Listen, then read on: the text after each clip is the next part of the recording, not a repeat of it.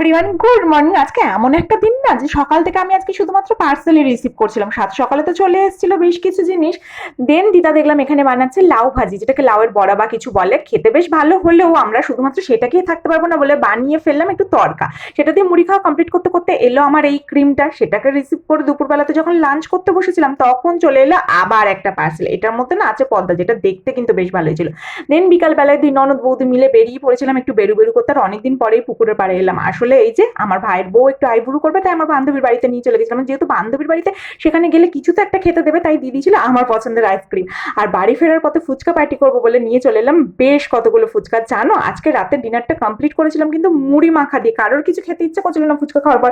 বাড়িতে সিঙ্গারা আনা হয়েছিল, তাই চানাচুর সিঙ্গারা দিয়ে সবাই মিলে জমিয়ে মুড়ি মেখে খেলাম। আর পরের দিন সকালে না সেই দুঃখের দিনটা চলে এলো। এই যে ভাই আর ভাইয়ের বউ বাড়ি চলে যাচ্ছে। আরে সব ননদ খারাপ হয় না, কিছু কিছু ননদ আমার মতো হয় যে ভাই আর ভাইয়ের বউ বাড়ি চলে গেলে মনটা খুব খারাপ হয়ে যায়।